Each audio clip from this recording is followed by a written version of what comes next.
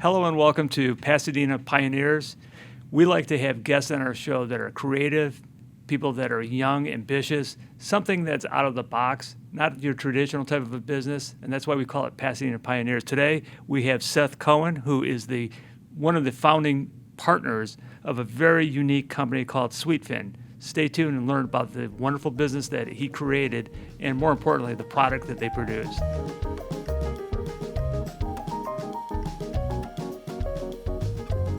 All right, Seth Cohen, how are you? I'm doing well. How are you? I am good. So you're the managing partner and co-founder of Sweetfin. And just for my audience sake, I found out about your company because you guys were very generous and you hosted one of our new member mixers. Okay. And I walked in, and right to my left was a long table of some incredible food. And I thought, wow, man, this is something. And it was really, really tasty and colorful, and I would say very creative. Yep. And stuff. So what I understand is you're the co-founder. We're going to need to talk about your creativity and how you got into all of this. Of course. So let me just first educate our audience as to who Seth is. Seth has a passion for entrepreneurship, strategic marketing, branding, real estate, and hospitality.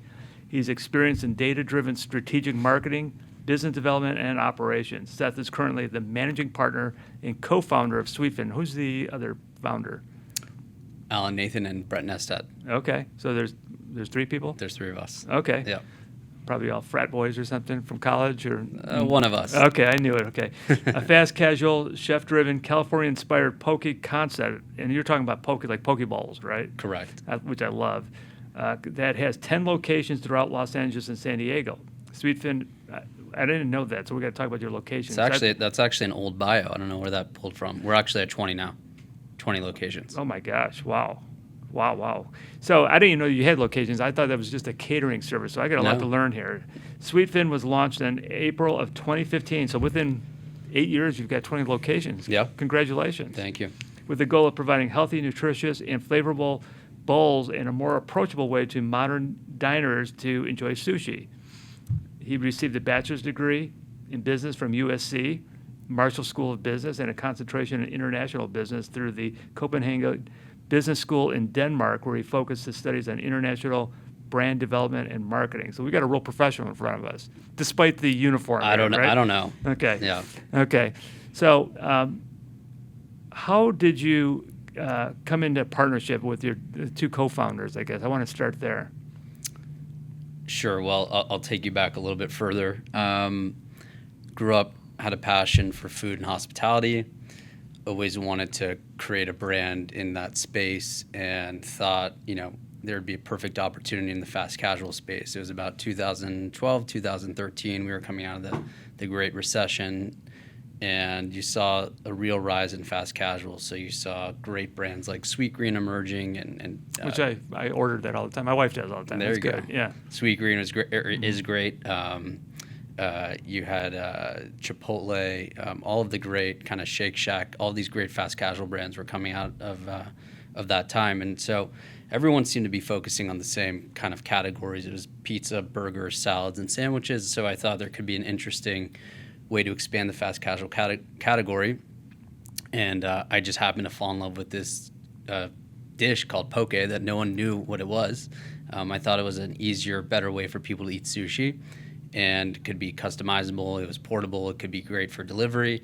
And I thought there'd be a great opportunity to create a concept around this. And there was no poke concept before we began, so we could confidently say that we're pioneers in this space. Cool. And we were the first fast casual poke restaurant basically to ever open outside of Hawaii in LA.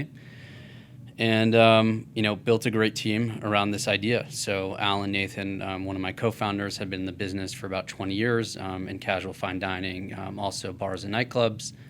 He opened a sushi restaurant in the mid-'90s called Tengu, which was super ahead of its time. And then my other partner, Brett Nestat, and I went to USC together. We were in the same fraternity, as you alluded to. And I just have an instinct about that stuff. Go ahead. You just knew it. You pegged us USC guys right. And, we brought on an incredible chef, Dakota Weiss, who was running the food and beverage department at the W, had just finished filming Top Chef. And together we kind of put, a best-in-class team together to build out this concept, Sweetfin.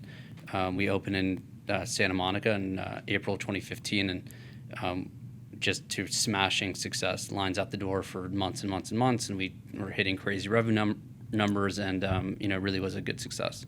That is really quite a story. So let's talk about the locations, because honestly, when it wasn't you that was at the chamber, it was one of your employees that was there. She was very nice, by the way. Good. And very hospitable. It was probably the thing that caught everybody's attention at this mixer. So the impression that I got was it was a catering service. Now, do you do catering as well? We do a lot of corporate catering. Okay, but there's locations, so there's restaurants that you guys have. So we have 18 traditional brick and mortar restaurants all over LA, Orange County, and San Diego. In Pasadena, we're in Pasadena. So in Pasadena, we don't have a traditional brick and mortar restaurant, which is probably why you were a little bit confused. Okay. We're at the former Kitchen United space, around the corner from Earth Cafe. Okay. And we're looking for a brick and mortar. So what we like to do is kind of test the waters first, see if there's demand for the product, and if there is, then we'll go into a fully built-out location. Smart. Yeah, that's very smart, because we know that you've got to be very careful before you open one more store, right? So with the service you provide locally here in Pasadena, people could order it delivered to their house. And right? You can pick up. You can pick so up. So same ingredients. It's not a licensed deal. It's us, our team operating the kitchen. We have a really robust online ordering system, loyalty program, so you can order direct from us, redeem loyalty points, earn loyalty points, and not have to deal with all the delivery fees that come with the third parties. Okay, well, I'm lazy. I'll pay those fees. There you go. They have it delivered to my house. Where in town is it located, if you want to go pick it up? I think it's 55 South Madison is the exact address. Okay, all righty. So the product, from what I saw, was very, very creative. Yep. It wasn't just bowls that were on the table. It was like samples and things and stuff. So who's the creator? Who's the creative genius? I assume that when you were at USC, you didn't get a degree in being a chef. I did not get a degree in being a chef, but I've always been very passionate about cooking, and it's just something that I love. We brought on a professional, Dakota, who was our original chef, and now we have amazing culinary director on our team. But we take a lot of influence from both California culture and Japanese cuisine, Korean cuisine, and really have created something unique. We're not a traditional poke restaurant. We took poke as kind of a jumping off point and made it our own. We like to say that our mission as a company is to fuel life through freshness. So all of our product is super fresh. I think there's 94 million different ways you could build a Sweetfin bowl. We did the math, a menu that's 100% gluten-free. We have a ton of fresh, really interesting toppings from, mango and pineapple to rapini to togarashi to yuzu kosho, a lot of amazing Japanese ingredients that we import. So, you could really create a different type of bowl every day of the week with different flavor combinations. And then last year we rolled out these amazing poke burritos, which is kind of like a sushi burrito, which is also a really great way to kind of enjoy the flavors of Sweetfin in an easy to eat kind of manner on the go. And we just launched some salads and grain bowls. So we have a really robust menu. Again, ton of fresh ingredients, no cans, nothing pre-made in our restaurants. Everything's homemade, in-house by our chefs. That is really a refreshing perspective on how to deliver food and do it healthy and it's fresh like that. And I love to just study businesses or look at businesses, kind of like you probably, maybe not as much as you since you have a degree at SC. But, you look at some of the companies like ice cream companies, they're always looking for that latest flavor that's going to be new on the market that can catch people and stuff. Yep. It seems that you have unlimited opportunities to create something great with all the angles that you could take this in, right? Yeah, there are really no limits to our bowls as long as it's fresh and healthy. Every quarter, we usually partner with a great chef, someone who's well-known or a content creator in the food space, and create a really unique, special menu item that's a limited time only for a quarter. And that kind of creativity and partnering with someone allows us to keep the menu fresh and allows us to introduce new products to our menu. How awesome. Okay, so with respect to you getting into this, have you ever done a restaurant before? No. Okay. No, ignorance is bliss. Well, you know what? You really made it quite a success because you know that most people that start restaurants don't make it, right? I've never heard that before. Well, I'm going to tell you right. You come on, you're No, I'm joking. joking. Okay. Whew, God, Yeah. scared me there for a second. I mean, that's just a fact. I mean, you could look up and down Lake Avenue here, and I've been here for 20 years, Yeah. and I could tell you that there's so many of my favorite restaurants have come and gone Yeah. and stuff. I mean, it's a tough business. So you've really made something, within a short period of time. Are you franchised, or is this a chain, or what is it? We're all corporate owned. We're considering all avenues of growth, so we're looking potentially to franchise. For the last 8 years, we've really been focusing on building the brand and controlling quality and differentiating ourselves in order to get to a point where if we wanted to franchise, we'd be really strong. And so we're kind of at that point. We haven't made a decision as to how we're going to continue to grow. We still love to build, own, and operate our own stores. And that's a great model when they're profitable. So we have a lot of options. Okay. Now, coming out of SC with the degree that you had a lot of avenues you could have taken, right? And you've chosen to be self-employed as an entrepreneur. If somebody was to ask you, some of the things that you've learned that you could pass on to a new person here in Pasadena that was starting a business, what are some of the tough lessons you've learned and some of the things that you think that you've done right that you would pass on to others? I jokingly said that ignorance is bliss, but in some ways that's true. In some ways it's not true. I think there's a million ways to convince yourself why you should not start a business, but at the same time you need to be smart and educated and calculated on what kind of risk you are taking. And I think one of the biggest issues in the restaurant industry is the barriers to entry are certainly pretty low, and you have a lot of people jumping into the business that maybe don't understand the finances and kind of the key input costs needed to be successful. So, that was something I understood before getting into the business. Even though I had no experience, I did research, I spoke to experts, I utilized my network. And so, I think my biggest suggestion, or my best suggestion would be, you got to swing the bat. You got to shoot your shot, but at the same time, you have to be calculated, you have to be careful, you have to be smart. And you can always test things, just like we've been testing Pasadena with our ghost kitchen. For us to go spend $500,000 to open a store when we don't know if it's necessarily going to be successful, maybe that's not the smartest thing to do. But if we're patient and calculated and we take our time and we see that, yes, this is something that can work, then we're willing to continue to invest in what we're doing. Okay. How do you maintain quality? It seems that, I don't know if this is very basic that I'm going to talk to you about because I feel like I'm talking to a professor here. But have you heard of the book E-Myth? I've not. Okay, it's about startup companies, and and I've talked about this before on the podcast. But there's the opening chapter is about Molly. Molly loves to make pies, right? Mm-hmm. And Molly is so good at pies that all of her neighbors come by and they want one, right?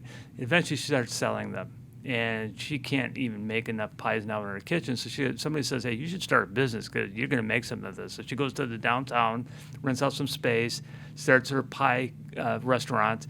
And she's doing well, but eventually she's got to start hiring some employees, right? And as time goes on, the demand is greater than the production ability and the quality. And the quality starts really getting bad. Mm-hmm. And Molly starts firing people. And before you know it, she's making all the pies. And the quote is after a year of being in business, Molly created a horrible job for herself, right? So, so for you, you have the challenge of getting people to perfect your quality. Quality control is always there. So what's the key to that for you? I'm gonna guess you work a lot of hours. You look very casual right now, but I'm gonna guess you put in a lot of hours. Yes, you do. Yes and no. I mean, our business is built on systems. So, you walk into our restaurant, we have great training, and there's checklists. And every day, whether you're an hourly team member or you're a manager, it's very clear what the expectations are and what you need to do in order to get through the day and meet our standards. So I think the checklists are important. I think visits are important, both from a culture standpoint and maintaining standards. So whether it's myself going into a store or a culinary director going into a store, you just constantly need supervision. And hopefully you are hiring the right people that take pride in what they do. But I think, systematizing the restaurant in the best way possible is really the only way to keep quality control. And then, whether it's secret shops that we're paying for, where we have someone come in and literally do a secret shop and let us know how the experience is, or just, What does that mean? We'll pay a company. They will send in a random person to go have a meal at one of our restaurants, and they'll give us a full evaluation. Okay. It's kind of like, and so we'll so pay your them. employees don't know that this person's No, they don't. coming. Okay. No. Yeah. We also have something that we've created called an ROE, so Restaurant Operations Evaluation, which we do quarterly, and our general managers are bonused on it. It's a 160-point evaluation of the restaurant, everything from the education of the team members to the music level to the specifications of the way our fish is cut. So we want to make sure that we take pride in the details of what we do, and so just overseeing all of those aspects of the business are super important to us, because at the end of the day, same with Molly, in order to properly build a business that is expanding, you have to be consistent. That's the most important part of the restaurant industry. Like, everyone loves Hillstone, for example. Why? Because they're consistent. Whether you're going to a Hillstone in Miami or in Dallas, Texas, or Century City, you're going to get the same Hillstone experience. So that's what we strive for, and we try to make sure that we're as consistent as possible. Now, we don't always, we don't bat 1,000. We make mistakes, but when we do make mistakes, we try to course correct as fast as possible. Awesome. Yeah, the book kind of talks about that later on. After the first chapter, they talk about some of the successful businesses, and of course, McDonald's comes to mind. Whether you like McDonald's or not, you know what you're going to get, whether you're getting one here or in New York or whatever, because it's a consistency. So that's cool. Well, good. Well, I really wish you guys the best of luck, and I do plan on ordering from you. Yeah. So we'll do a catering to the office. Oh, I've got it. We would love that. Can we get that? Maybe would you mind if we filmed it when you guys came in? No, we'd love that. We'll do it. Okay. We'll set it up. We'll add that part of this podcast so that our viewers could actually see the food here. Because I'm telling you, it was absolutely delicious. Yeah, it's fresh, it's flavorful, it's healthy, and it's just innovative and unique and different. And so I agree. That's something we take pride in, and we're excited to hopefully bring that type of cuisine to different parts of the country. Cool. Seth, thanks for coming. Thanks for having me. Okay, and thank you for joining us, and we'll see you next time.